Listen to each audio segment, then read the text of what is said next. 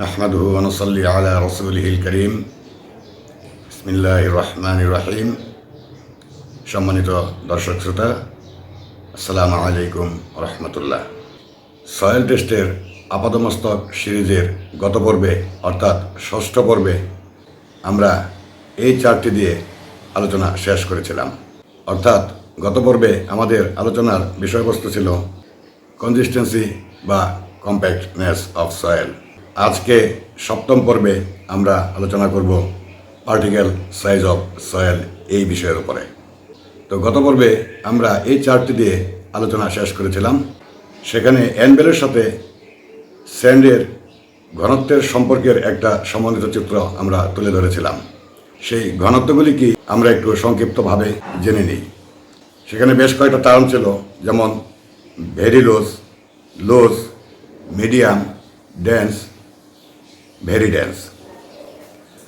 Very loose বলতে মূলত এটাই বোঝা যায় যে এখানে সয়েলের কণাগুলো একটু দূরত্ব বজায় রেখে চলে বা একটু আলগা আলগা থাকে, তার মধ্যে গ্যাপটা বা দূরত্বটা একটু বেশি, একটা কণা থেকে আরেকটা কণার দূরত্ব তুলনামূলকভাবে একটু একটু বেশি।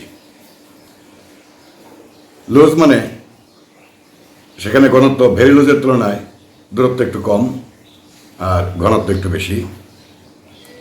মিডিয়াম মানে দূরত্ব একটু কম, ঘনত্ব আর একটু বেশি। ডেন্স মানে সেখানে বিভিন্ন সাইজের কণা, ছোট বড় ইত্যাদি মিলিয়ে মোটামুটি ঘনত্ব এবং কনসোলিডেটেড আকারে থাকবে। এবং ভেরি ডেন্স মানে সর্বোচ্চ কনসোলিডেটেড আকারে থাকবে।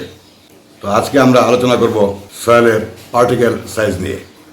আমরা ইতিপূর্বেই বলেছি যে এই সয়েল টেস্টের আপাতমস্তক সিরিজের মধ্য দিয়ে সয়েল টেস্টের সম্পূর্ণ তথ্য, অর্থাৎ সয়েল টেস্ট কী, কেন, কিভাবে, কোথায় করবেন, কাকে দিয়ে করাবেন, আপনার সয়েল টেস্ট ফার্ম সঠিকভাবে স্যাম্পলগুলি ল্যাবরেটরিতে টেস্ট করছে কিনা, মাঠ পর্যায়ে আপনার ফার্মের যন্ত্রপাতিগুলির স্পেসিফিকেশন সঠিক আছে কিনা, কাজের পদ্ধতি সঠিক আছে কিনা, মাঠ পর্যায়ে স্যাম্পল কালেকশন বা এসপিটি সংগ্রহের সময় আপনার কি ভূমিকা থাকা উচিত, সয়েল টেস্ট রিপোর্ট পর্যালোচনা এবং এটা কোথায় ব্যবহার করবেন ইত্যাদি বিষয়ে খুঁটিনাটি সমস্ত কিছু এই সয়েল টেস্টের আপাতমস্তক সিরিজের মাধ্যমে আপনাদের কাছে তুলে ধরার প্রতিশ্রুতি দিয়েছিলাম।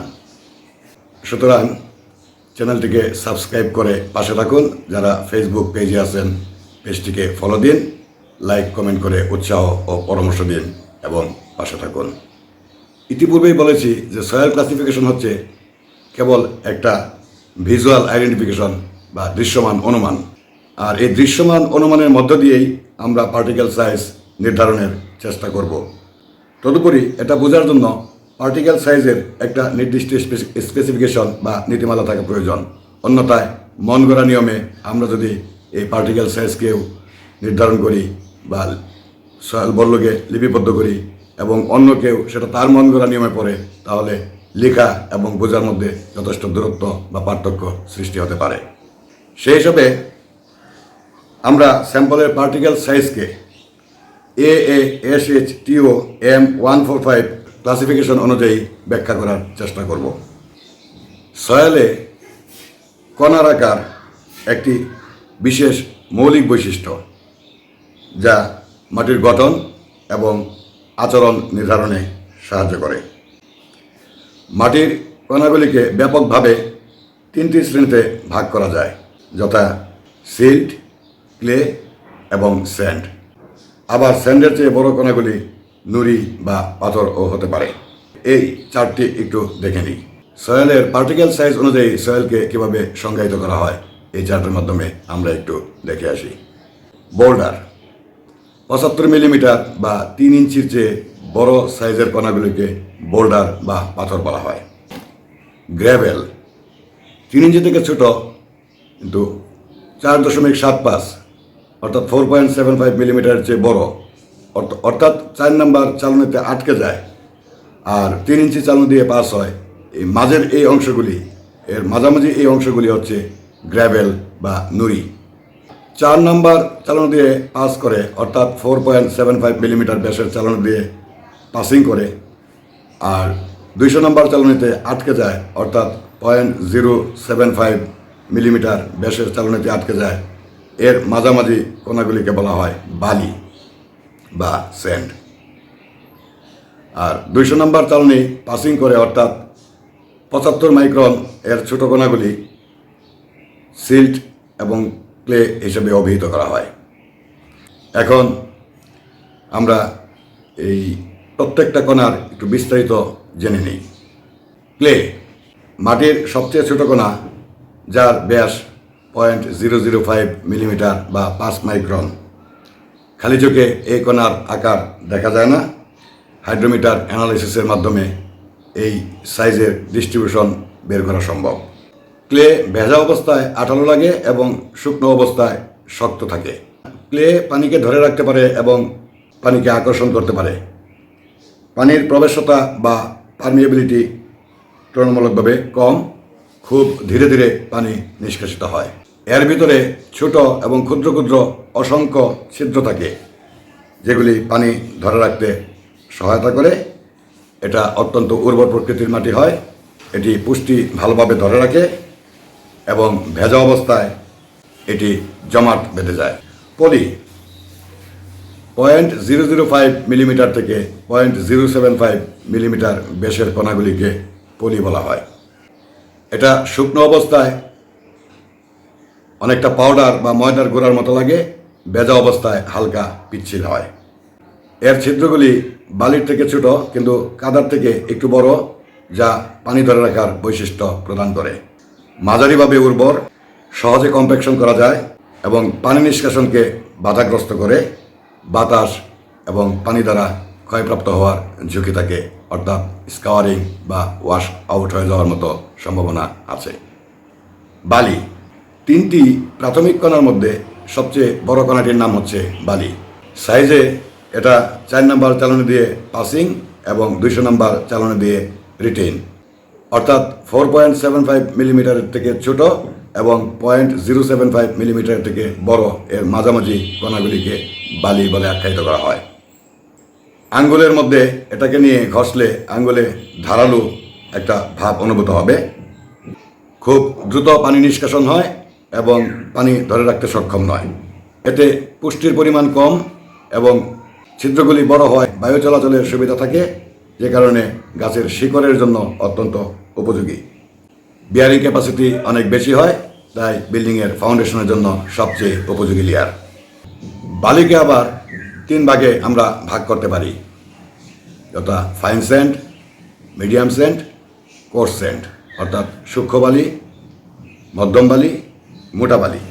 সূক্ষ্ম বালি হচ্ছে 40 নম্বর চালনী দিয়ে পাসিং এবং 200 নম্বর চালনীতে আটকে যায়, এটা হচ্ছে সূক্ষ্ম বালি, অর্থাৎ এর ব্যাস হচ্ছে 0.425 মিলিমিটার থেকে 0.075 মিলিমিটার পর্যন্ত। মাঝারি বালি 0.425 মিলিমিটার থেকে 2.0 মিলিমিটার পর্যন্ত এই বালির সাইজ বা আকৃতি। এটা 10 নম্বর চালনী পেরিয়ে যায় কিন্তু 40 নম্বর চালনীতে আটকে যায়। মোটা বালি 2.0 মিলিমিটার থেকে শুরু করে উপরের দিকে 4.75 অর্থাৎ 4.75 মিলিমিটার পর্যন্ত সাইজের কণাগুলি মোটা বালি নামে পরিচিত। আচ্ছা, এসব পার্টিকেল সাইজ আমরা মাঠে কিভাবে চিনব?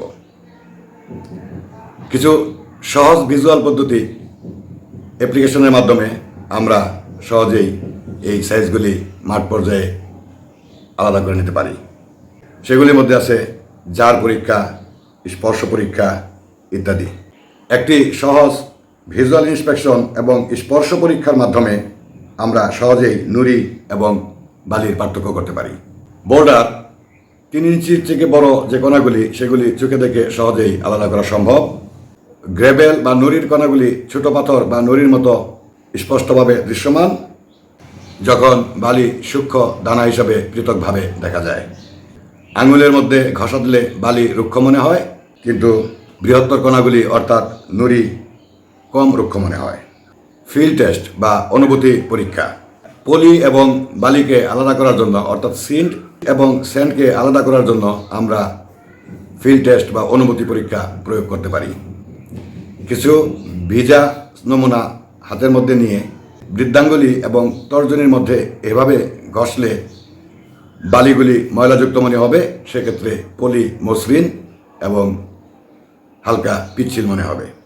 ঝাঁকুনির মাধ্যমে পলি এবং বালিকে অর্থাৎ সিল্ট এবং স্যান্ডকে আলাদা করতে পারি। ছোট্ট একটা ডলা হাতের মধ্যে নিয়ে এভাবে অনুভবিকভাবে ঝাঁকাতে থাকলে এবং পরে অন্য হাতের তালুতে এভাবে আঘাত দিলে যদি পৃষ্ঠতলের উপরে পানি জমে যায়, স্যাম্পলের নমুনার উপরে যদি হালকা হালকা পানি জমে, তাহলে বুঝতে হবে এটা পলি, আর যদি পানি না জমে তাহলে সেটা বালি। জার পরীক্ষার মাধ্যমেও আমরা এটা আলাদা করতে পারবো।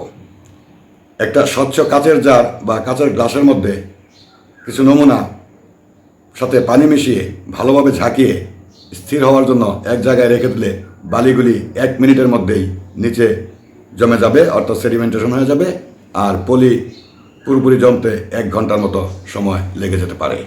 বালি বা স্যান্ড খুব ভারী কণা হিসাবে খুব দ্রুতই অর্থাৎ 1 মিনিটের মধ্যেই জার বা গ্লাসের নিচে জমা হবে।